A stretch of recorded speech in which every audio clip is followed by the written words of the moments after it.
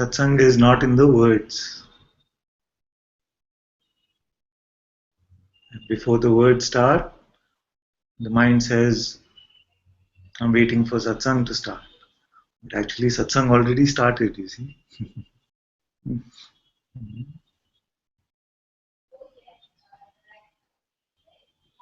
Sometimes words can be a distraction from even the presence that is here in satsang. Even words can seem like a distraction.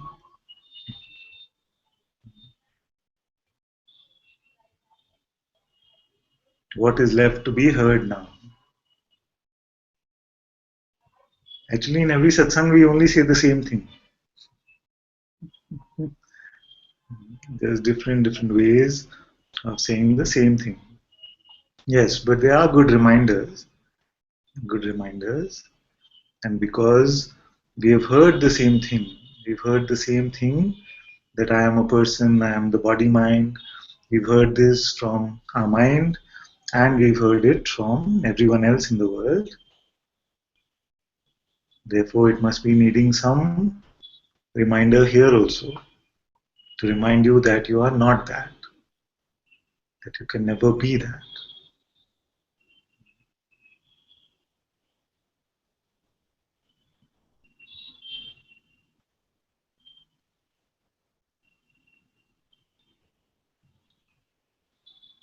But words also are just part of the reminder. The true reminder is to see.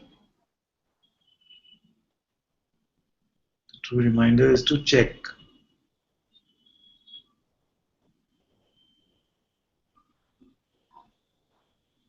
Therefore, satsang is the beautiful presence of being itself. The company of the truth means to be in the presence of the truth. To be in the company of Sat means to be in the company of truth. And what is the truth? Your whole presence. Your own presence.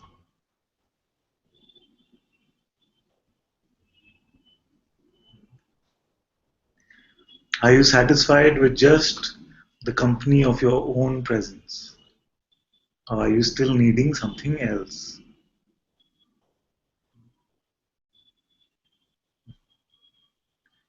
And in satsang, actually, most of you cannot deny that the presence is here. You cannot deny that the presence is here. Because in satsang, mostly after the initial resistance, in satsang, the mind cannot be very strong usually. Sometimes it can come in spurts like that, but usually it settles in very fast. As Mujiji calls it, the defrosting has happened, you see. So once the defrosting has happened, then you cannot deny that your own presence is here. And this presence is the company of the truth.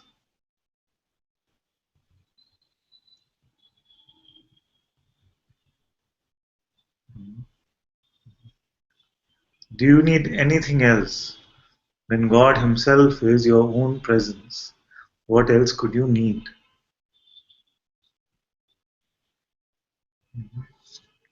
Your own holy presence is God Himself. The Sat Chit Ananda, truth, consciousness, bliss, is your own presence.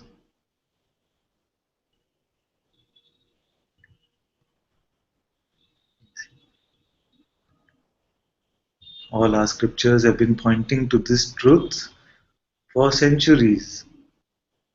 Since time immemorial, we've heard these terms like Sat Chit Ananda, and we've heard phrases like God said, I am that I am.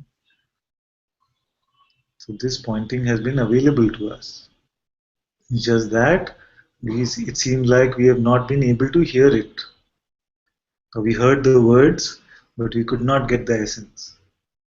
Because it was a mental understanding that we were going for. It was a personal understanding which we were going for. And now these words seem like common sense, isn't it?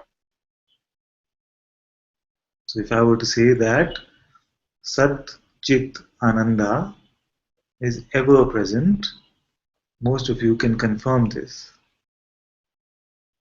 I mean the truth, consciousness, and the joy of this consciousness doesn't have to be an external, outward joy.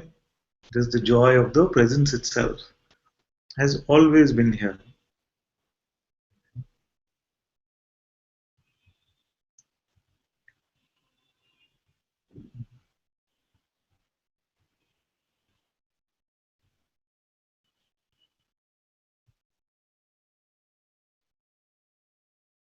Your very being is this. Your very being is God. It is consciousness. It is I am. The same one that God said, I am that I am.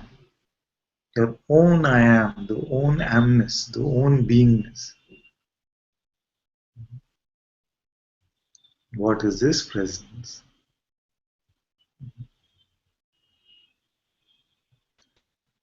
And you don't need to experience even this.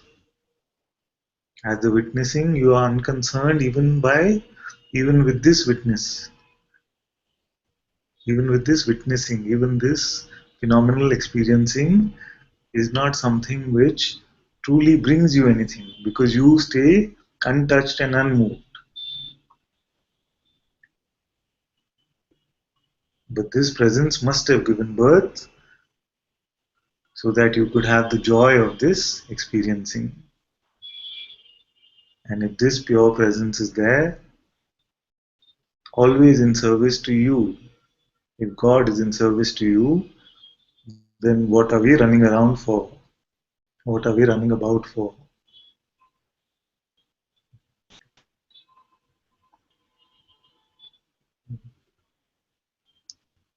So, what have the sages said when they said that you are sitting on this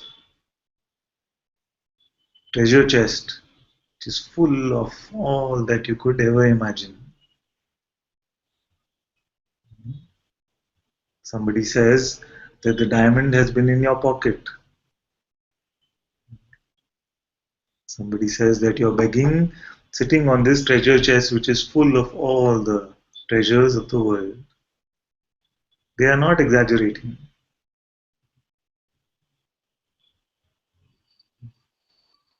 In fact, they cannot really speak of the glory that you are. So we have to use these metaphors. But these metaphors really cannot come close to the beauty of your own presence. So this much is clear. This much is clear to all of you when you hear these words. You're able to verify that I am here. I am is here. And I am the witness even to this holy presence. It's very simple. Simpler than simple. Then what can happen? Also, what is given birth with the birth of your holy presence is that within this presence is the birth of something called the mind.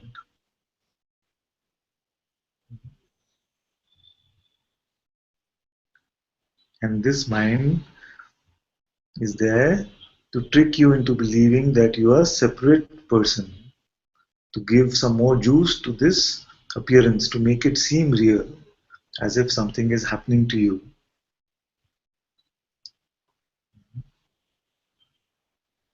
So this mind gave birth and it speaks with some authority, you see. No real authority, but it speaks authoritatively. And because it speaks authoritatively, we have learned to follow. We have the power of belief, the power to pretend. So then this pure presence is here, but this mind convinces us that it is not enough. You could have some more. You could have something else. And we believe this because first we believe that I am a separate person. If it was clear to you that this presence is God and God is in service to you, then what would you ask for? What is the wish that you could have?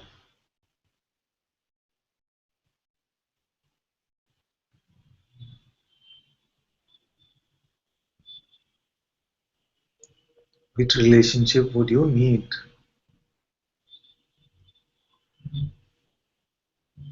When the creator of the entire universe is your own presence, is in service to you.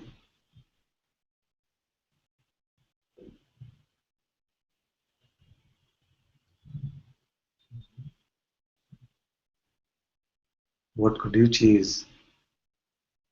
What could you judge also?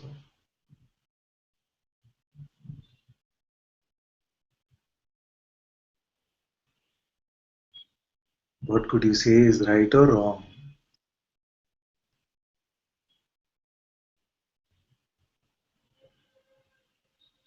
Which concept is needed now?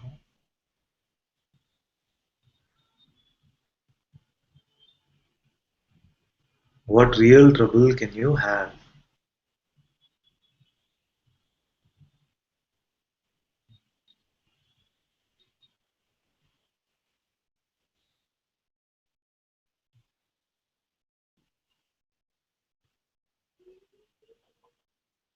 So we just go with the presumption that I am suffering this, I am suffering that, I am feeling this, I am feeling that. Who is this I? Which idea about ourselves have we picked up?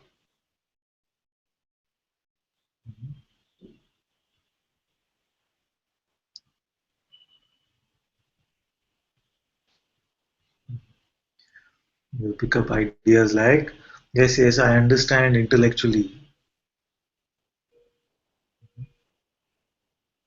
but I don't know this to be an experience, to be my living experience. Then what must you do? You must just check. Nothing can prevent this from being your living experience right now. Self realization, if you want to use that concept, is something available every moment, but you choose something else. You choose thought.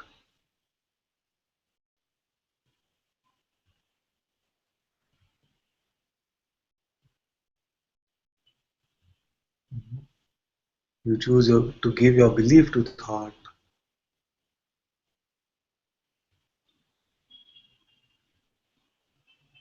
and this is ultimately your only choice. But even this choice is not yours as a person. So I'm not speaking to any person because no person controls belief. So this is a communion that consciousness is having with consciousness itself. And in your heart, you know it is true like this. Although your minds might be resisting, in your heart, you know it is true like this.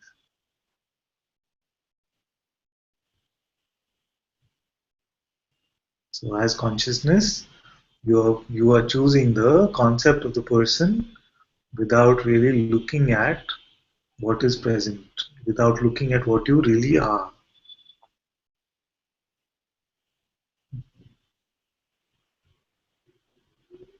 Just like that drop of water in the ocean, pretending that it is controlling its life, pretending to be separate from the ocean.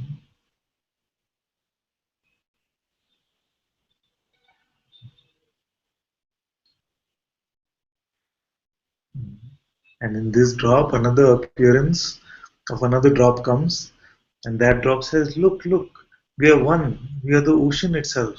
It is all just one ocean. And all these drops are just expressions of the same ocean. And then the drop says, yes, but I get this intellectually. Uh, then what should I say? I can only say, just check. Please check, because I cannot check for you. I can only tell you what I have found. And I can see that all of this is just one ocean.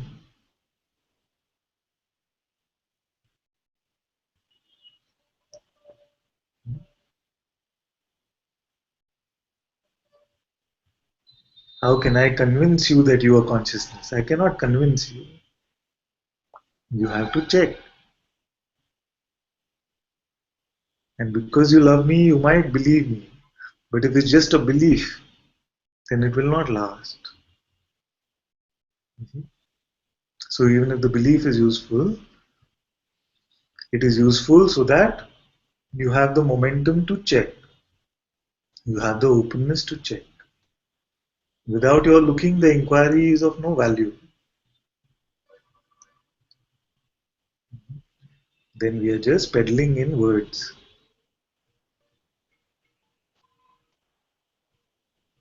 And I don't want to be a peddler of fancy words.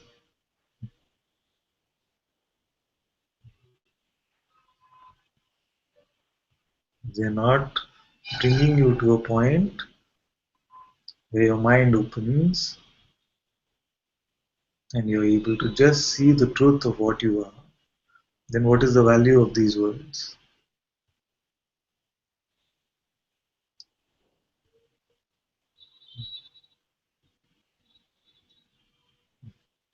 Then we can have the same conversation. For many lifetimes, it can be the same. I will keep saying you're a drop in the ocean with no separate existence, and you will keep saying that yes, yes, but I don't feel this, and I will keep saying just check.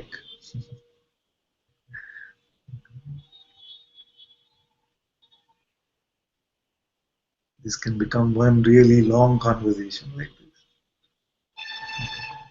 because you cannot convince me that you are separate, and I cannot convince your mind that you are one. All that I'm hoping to do is to convince you to just look for your own self.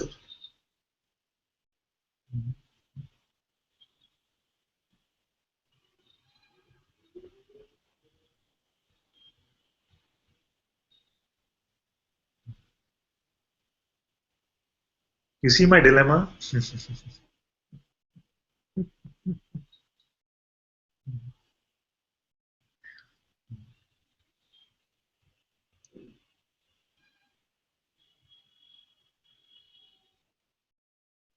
You see, I have to have a lot of kid gloves. Most of the time, I'm wearing kid gloves, it seems like. Because what happens is, if I tell the drop, I just want to shake the drop sometimes and say, look, look, look who you are. You know, these words that you are speaking are not matching what you truly are. Just look. But then the mind will take it on and say, oh, he's not being nice to me. Aren't gurus supposed to be loving? Mm. And just so that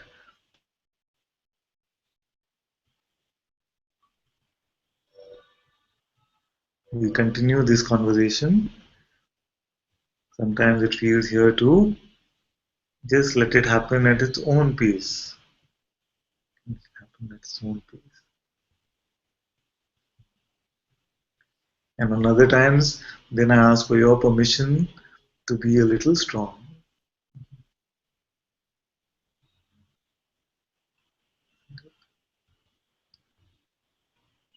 But what is really the strongest question I can ask you? What is the strongest thing that I can tell you? It is only to check who am I? Who is the one who is saying this?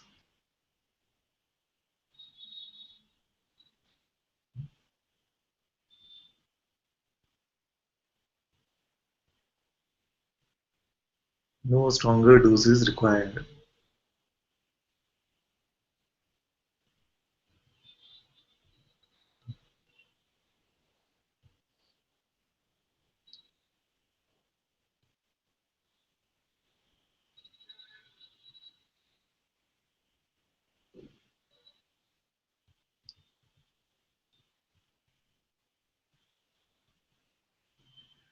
Then what happens?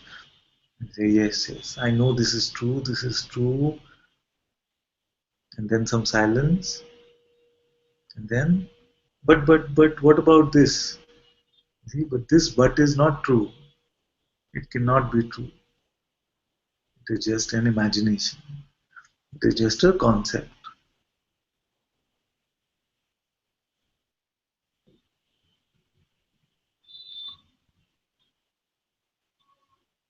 And you know this now. Most of you know this now. Whereas Mujiji sometimes tells us in the Sangha that sometimes I feel that you're just kidding. Sometimes I feel that you're just kidding. And then after I take your question seriously, then you're going to tell me, gotcha. Hmm. It's like this. He says like this.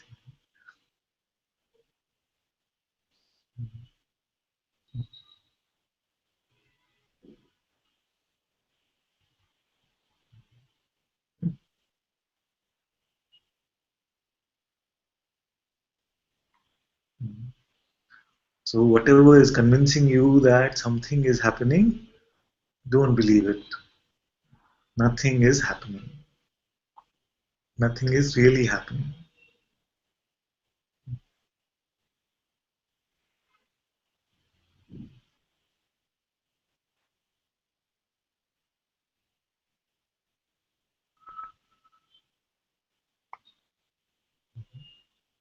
To say that something is happening could only mean that we are falling for that old trick of believing that the appearance is meaningful.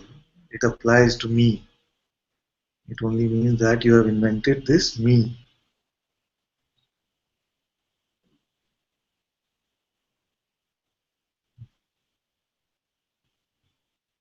Don't invent the me and then show me a problem. Nobody has been able to do this trick. You can do it. Don't invent the me, don't pick it up, and then show me a problem.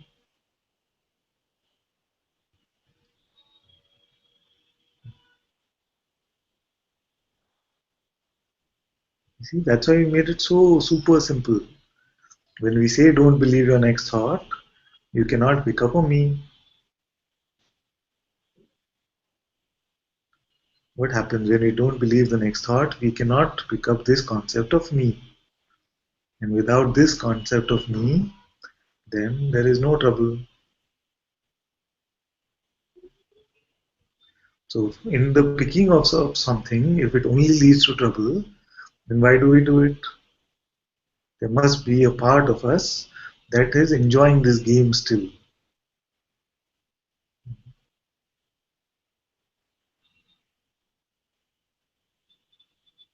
Let's not even say enjoying. Maybe there is a part of us which still finds something in the game meaningful, as if something in the game will get me somewhere. This must definitely be there.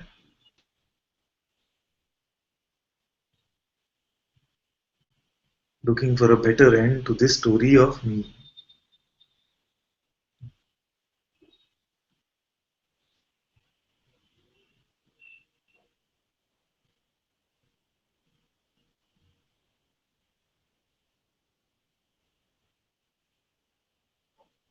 Leave your story to God.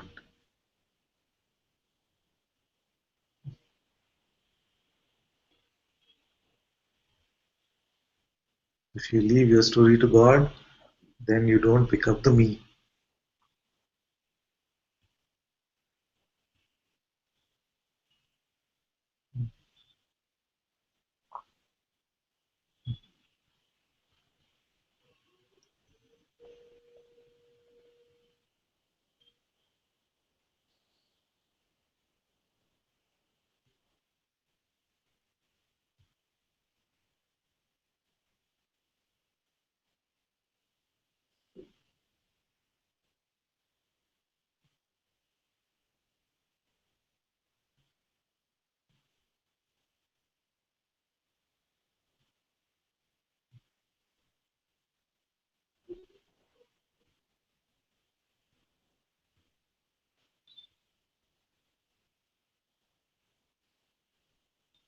The best part about having a master, the best part about having a guru is that these words are no longer theoretical. These words are no longer just theory. Most of our teachers have been theoretical teachers. They are telling us about some concepts. But the true master, the best part about having Mujiji in our life is to see that it is possible for being to drop this idea of person. It is completely possible.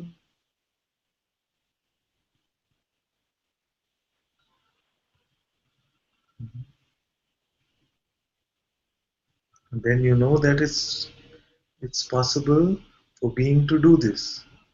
And if it's possible here, then it must be possible here also.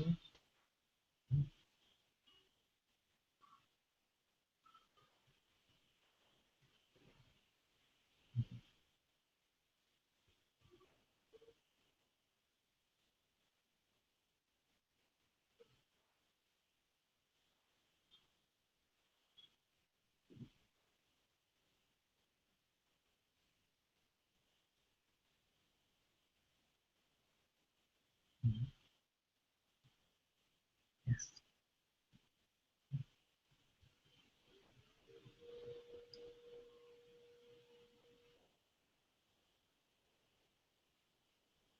Someone who is just speaking these words is of no value.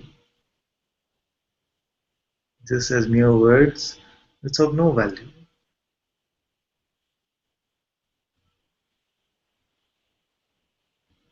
But all of you have a intuitive understanding to be able to see, to be able to perceive where these words come from. Are they coming from a holy, auspicious place, or are they still coming from a place of separation? All of you can tell.